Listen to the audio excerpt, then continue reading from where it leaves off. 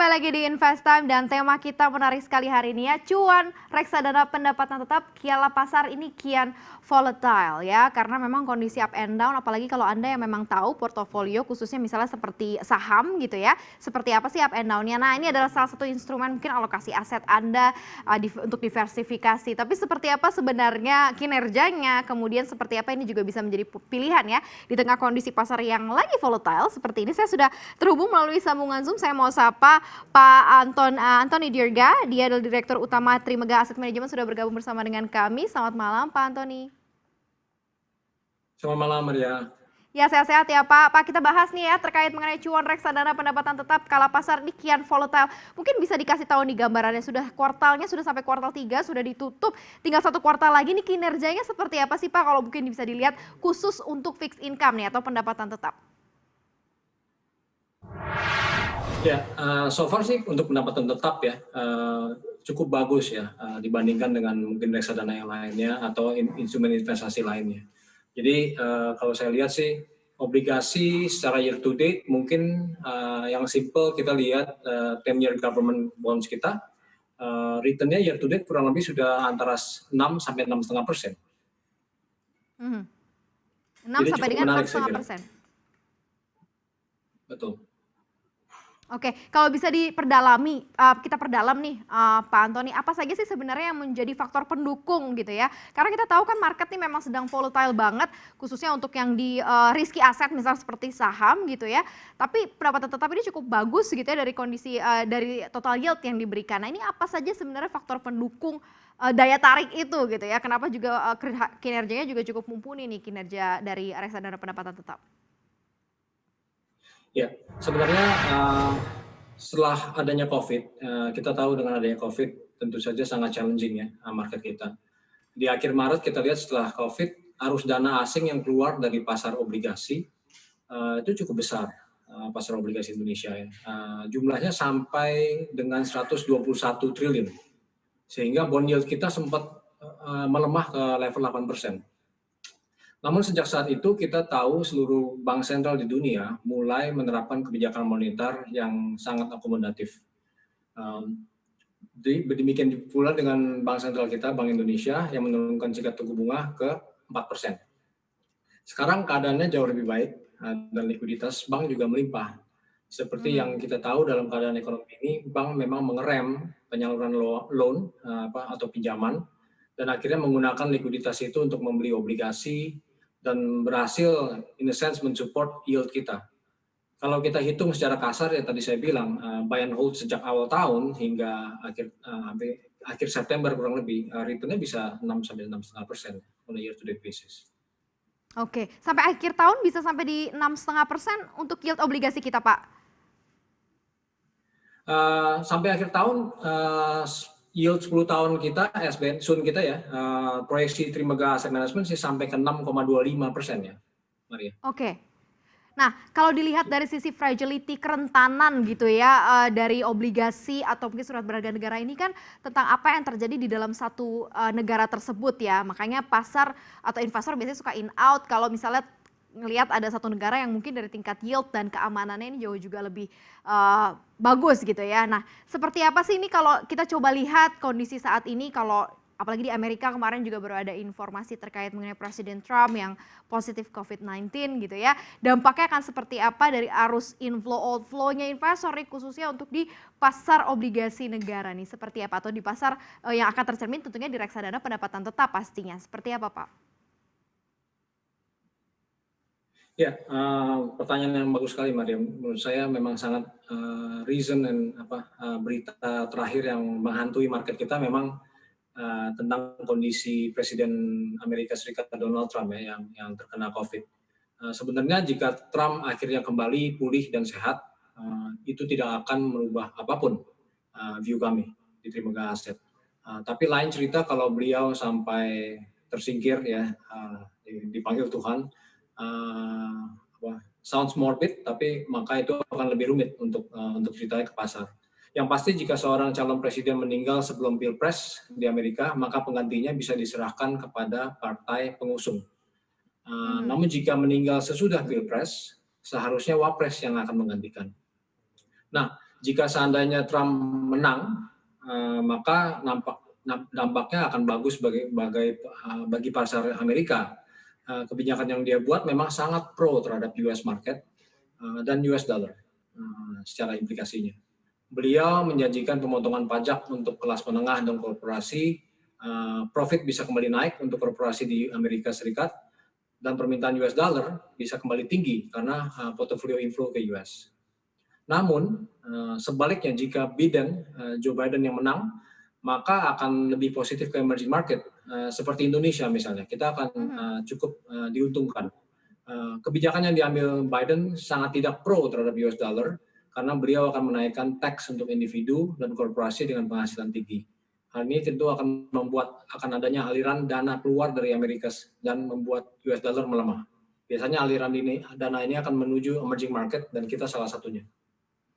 Berarti kalau begitu seluruh analis, MI, manajer investasi dan lain-lain sekarang melihatnya seperti apa nih Pak Antony? Artinya adalah ada dua hal yang mungkin saja terjadi jika Trump menang kembali atau tidak, dan Biden yang kemudian menang begitu ya. Nah kalau kita kan pasar emerging market pastinya kepengen yang lebih pro emerging market ya. Tapi seperti apa sebenarnya para pelaku pasar sekarang sudah mulai memprice in atau adjust gitu, kira-kira akan ke arah mana nih anginnya pemilu Amerika Serikat?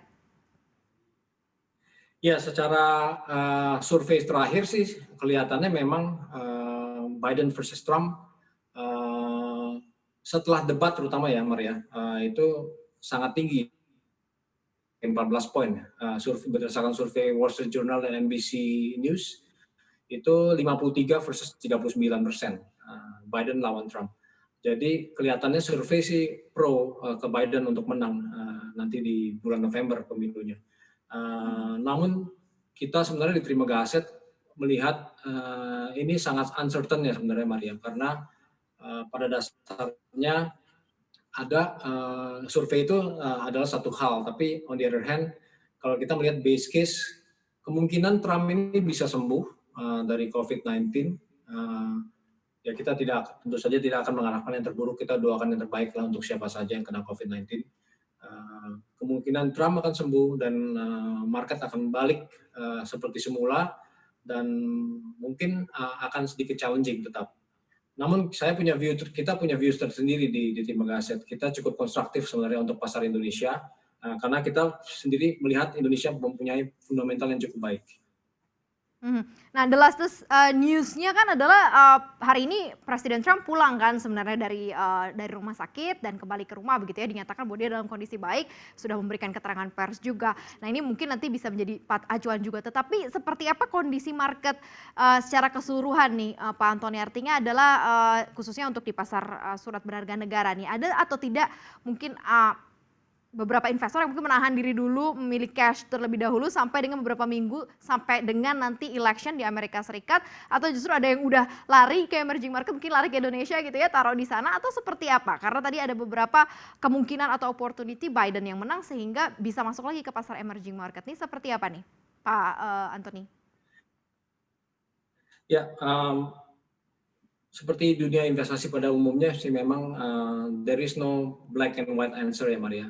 Jadi memang Maria betul, ada pasti investor yang memilih untuk risk averse, menahan diri sekarang dan megang cash ya, atau megang US dollar dulu, dan menunggu saat yang tepat ketika market lebih certain, ketika pemilu sudah kelihatan hasilnya seperti apa. Namun kami sih melihat bahwa memang investor asing tetap masih dalam keadaan konservatif seperti itu.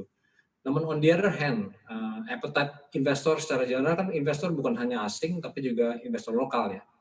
Di era suku bunga yang rendah ini, kalau kita lihat penurunan suku bunga deposito lumayan besar. Sekarang di buku 4 rate deposito sudah di kisaran 4%.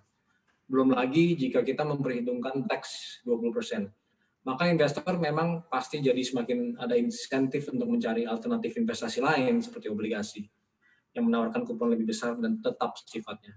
Selain itu, secara harga memang obligasi justru diuntungkan dengan penurunan suku bunga, karena kan relatif investasi ya, teori relatif investasi. Jadi obligasi cenderung lebih panjang biasanya maturity-nya dibandingkan deposito, dan biasanya bunga turun itu akan berujung pada kenaikan harga.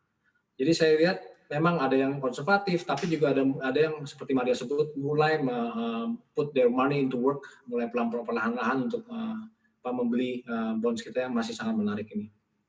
Mhm.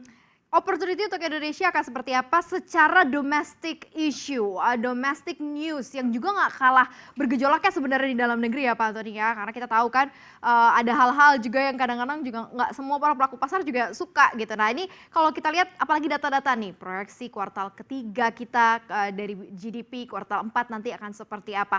Kalau dari kacamata Anda akan seperti apa, ini cukup memberikan jittery kepada para investor atau justru ada momentum sebenarnya untuk bisa Indonesia tuh peluang untuk kembali masuk lagi karena kita tahu outflow sudah sangat besar, IHSG kita sudah ditinggalkan oleh investor besar sekali. Nah ini akankah inflow mungkin akan kembali di situasi seperti ini? Seperti apa Pak Antoni yang Anda lihat?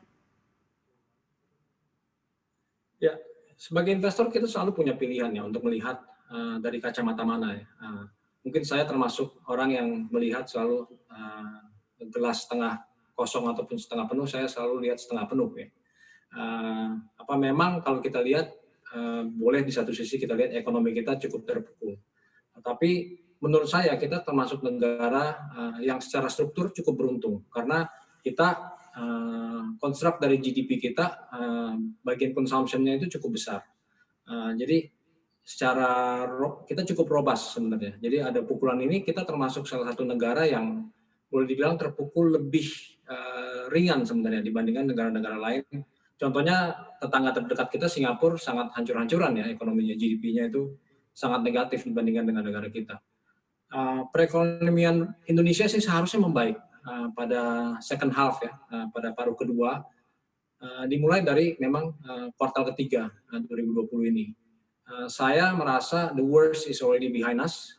Kita bisa melihat dengan mata sendiri bahwa aktivitas ekonomi sebenarnya sudah mulai merangkak naik sejak menyentuh bottom di bulan Mei kemarin. Nah, beberapa daerah di Indonesia bahkan indeks konsumsi retail sudah naik di atas sebelum COVID-19 mulai melanda Indonesia. Nah, untuk full year 2020 sendiri, view kami GDP Indonesia akan berada di level kurang lebih minus 0,5%. Dan inflasi seharusnya terjaga di bawah 2%.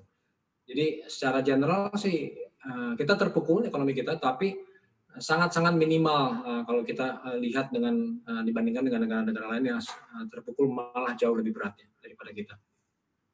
Teman-teman di MI ini posisinya seperti apa saat ini Pak Antoni melakukan rebalancing-nya dengan lebih berada di teritori masih konservatif ataukah sudah mulai agresif nih lihat saham misalnya ataukah karena ini lebih ke RDPT gitu reksadana pendapatan tetap ya karena di situ masih cukup agak aman dan stabil lebih di situ porsinya lebih besar. Nah seperti apa nih kalau teman-teman dari strategi portofolionya untuk teman-teman di manajer investasi sendiri seperti apa nih Pak Antoni? Ya mungkin kalau tanya teman-teman mungkin banyak sekali yang view-nya masih berbeda-beda ya Maria. Tapi kalau saya bisa berbicara untuk Trimegah Aset sih kita masih melihat yes it's still challenging tapi kita mulai melihat value. Jadi dari perspektif obligasi Sun tentu saja masih tetap menarik tapi alternatifnya obligasi korporasi juga cukup menarik. Kita lihat malah banyak issuance baru yang mulai oversubscribe ya dari issuance tertentu selectively. Jadi appetite sudah balik ke obligasi korporasi pula. Jadi ini kalau kita berbicara dari Sun terus ke korporasi itu kan ada peningkatan tentang degree of risk ya. Berikutnya untuk saham saya kira juga banyak value sekarang. Kita sendiri di portfolio untuk balance mulai melihat-lihat dan kalau ada yang value-nya cukup secara fundamental sudah cukup murah, kita mulai membeli untuk portfolio balance portfolio kita. Balance portfolio di mana ada saham dan obligasi secara bersamaan. Dan tentu saja untuk reksadana saham sendiri kita cukup mengurangi cash perlahan-lahan untuk membangun posisi ya untuk capture jika ada rally nanti.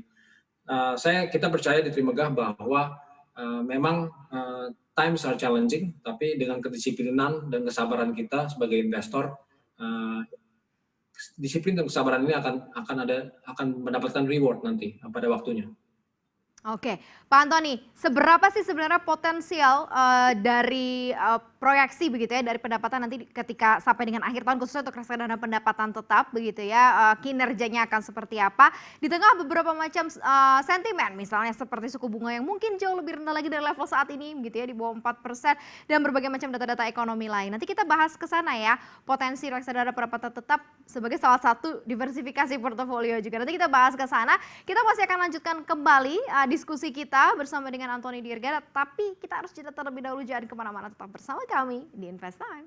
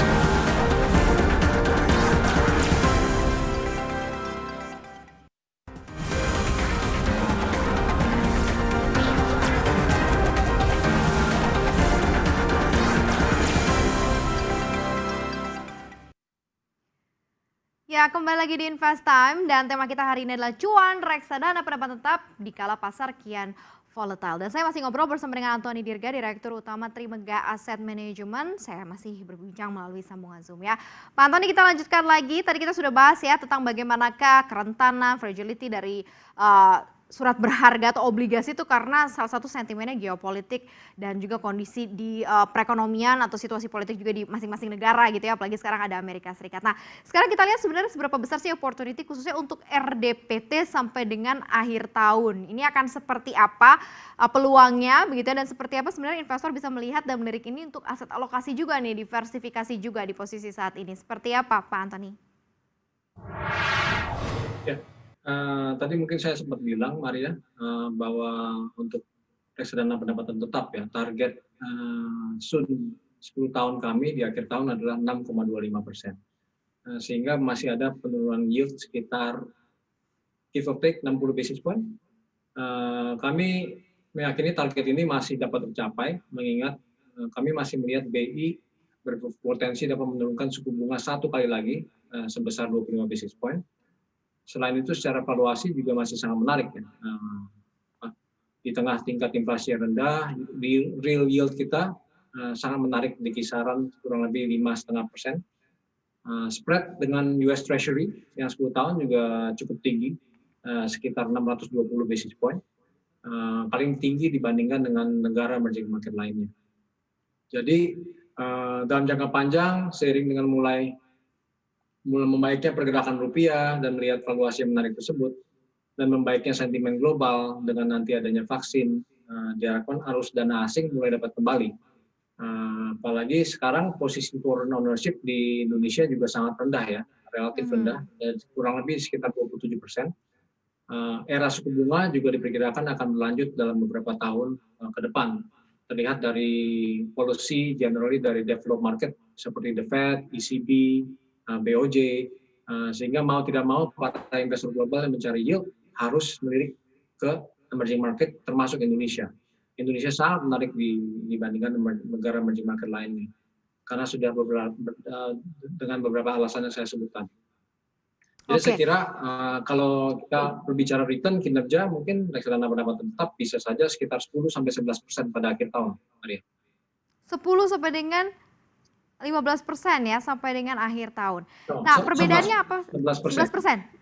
Oh 11, 10 sampai 11%. Oke, 10 sampai 11% ya, jangan salah. Oke, ini kalau dilihat sebenarnya apa sih perbedaannya kalau kita mungkin mulai masuk sekarang nih di RDPT atau justru lebih pilih ke obligasinya secara langsung aja nih, Pak Antoni? Mana sebenarnya yang mungkin lebih disarankan begitu ya untuk retail investor nih, seperti apa?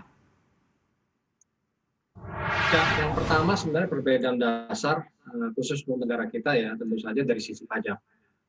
Jika investor membeli obligasi secara langsung maka akan dikenakan pajak sebesar 15%. Sementara jika reksadana itu hanya dikenakan pajak 5%, at least sampai akhir tahun ini. Selain itu, kita sebagai investor yang membeli reksadana sebenarnya sudah clean. Jadi kalau tadi reksadana sudah dikenakan pajak 5%, kita sebagai investor di reksadana sudah bebas, sudah tidak ada pajak lagi. Jadi itu clean ya sifatnya. Nah yang kedua, jika membeli obligasi langsung, kita harus membeli dalam pecahan yang besar untuk bisa mendapatkan harga yang baik. Sementara jika reksadana berbasis obligasi, reksadana pendapatan tetap seperti kita sebut, investor itu bisa membeli dengan pecahan yang kecil, cukup dengan 100.000 sudah cukup. Mhm.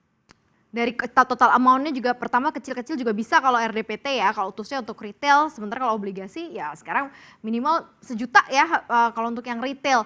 Nah, seperti apa sih sebenarnya, kalau, pilihan investor nih, misalnya nih Pak Antoni, kan ada beberapa profile, dari investor, ada konservatif, moderat, agresif. Nah, biasanya kalau yang agresif ini lebih banyak saham gitu ya, atau reksadana berbasis saham. Harus atau tidak sebenarnya dia merubah, dari sisi persentase portofolionya, artinya walaupun agresif, ya tetap deh kita masukin ke reksadana pendapatan tetap, mungkin yang konservatif agak lebih gede porsinya untuk saat ini. Artinya adalah mencoba untuk mendiversifikasi dengan yang jauh lebih aman, ataukah seperti apa nih, khususnya untuk beberapa karakteristik profil-profil resiko investor yang ada di Indonesia? Saya rasa balik lagi kita harus mengacu ke perumpamaan jangan menaruh semua telur di satu keranjang dalam berinvestasi. Diversifikasi sangat penting dalam investasi untuk menjaga risiko. Karena tidak ada satu orang pun yang mampu menebak masa depan dengan akurat. Yang ada kita hanya bisa membuat prediksi secara intelektual ya, kita sudah planning dan sebagainya. Teori klasik dalam diversifikasi aset adalah berdasarkan usia dan ciri-ciri dari investor tersebut memang. Apakah orangnya risk averse, atau orangnya lebih risk taker. Nah, semakin konservatif, tentu saja tadi Maria sebutkan instrumen investasi yang rendah risikonya seharusnya memiliki porsi yang lebih besar, dan begitu pula sebaliknya. Namun kita juga bisa melihat dari sisi valuasi dan potensi upside-nya, on the other hand.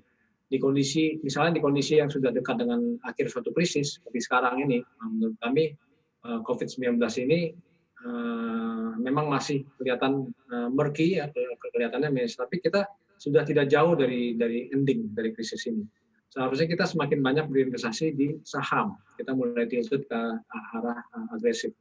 Untuk sekarang mungkin jangan terlalu banyak dulu, tapi mulailah, saya sebutkan tadi, mulai menambah porsi saham perlahan-lahan. Karena dalam kondisi krisis orang menjadi tidak rasional memang dan cenderung menjual aset dengan harga murah. Di saat itulah kita seharusnya banyak membeli aset-aset dengan kondisi potensi kenaikan yang tinggi.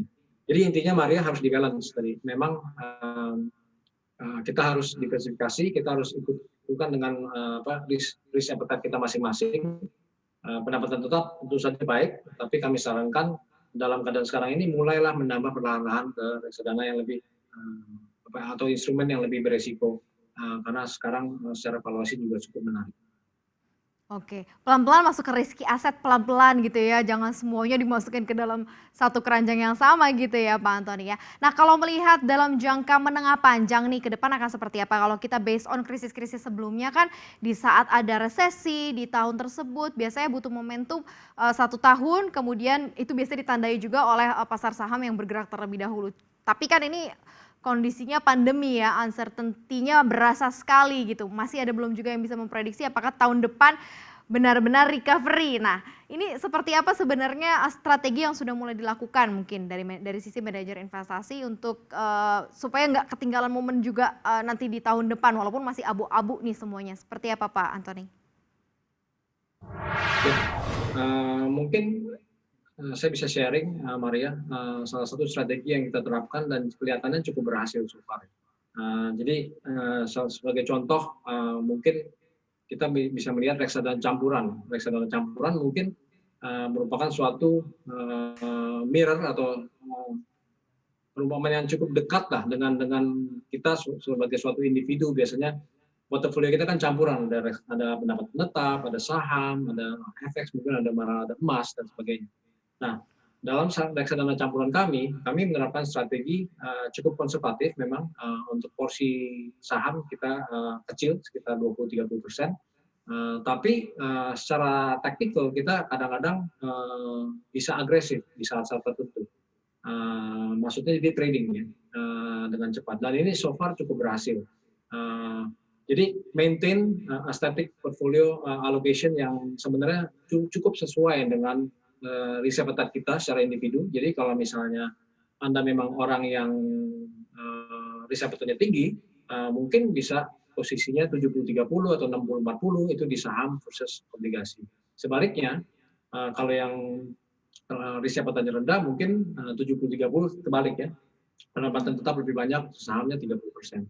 Nah, saran kami adalah, dan kami lakukan sendiri untuk mengelola reksadana campuran kami, ada yang sangat berhasil, kinerjanya salah satu yang terbaik untuk reksadana campuran secara year to date, kita positif kurang lebih 3%, sedangkan banyak sekali reksadana campuran yang negatif on a year to date basis. Nah, resepnya apa? Resepnya adalah kita ada bagian porsi sekitar 20% itu kita trading. Jadi kita tahu Maria, sekarang ini market sangat volatile ya, naik turun seperti itu. Nah, volatilitas ini kita make use of. Jadi kita malah pergunakan volatility ini untuk make money, untuk mendapatkan alpha untuk portfolio tersebut. Jadi mungkin itu salah satu strategi yang bisa dijalankan oleh teman-teman investor. Kombinasi ya antara investasi dan juga trading gitu ya, untuk Anda juga mungkin bisa dilihat nih pelan-pelan metodologi ini. Nah, Pak Antoni, ada beberapa pertanyaan yang sudah masuk juga nih di Instagram kita di @cnbc Indonesia ya. Yang pertama ini datang dari @bangdewo1, reksadana pendapatan tetap ini bisa buat perencanaan dana pendidikan atau pensiun nggak sih? Oke, kemudian Syadina_Devi, kalau ada uang dingin 50 juta sebaiknya dialokasikan ke reksadana apa saja? Oke, ini teman-teman yang langsung berharap implementasi ya, implementasi kalau dilakukan sekarang bisa untuk jangka waktu berapa lama sebenarnya nih Pak Antoni? Seperti apa perencanaan untuk dana pendidikan dan juga dana pensiun melalui reksadana pendapatan tetap? Wah, untuk itu saya kira sangat cocok ya pendapatan tetap, karena dasar dari instrumen yang reksadana pendapatan tetap berinvestasi memang semuanya obligasi, fixed income semuanya. Jadi sangat-sangat cocok untuk dana pensiun ataupun untuk edukasi. Karena base-nya itu loh, mereka banyak mendapatkan income secara reguler sebenarnya. Nah, itu sangat cocok dan bisa digunakan untuk planning jangka panjang memang. Jadi banyak sekali dana pensiun juga yang berinvestasi pada obligasi. Kita tahu karena klien-klien untuk nasabah kami banyak sekali dana pensiun.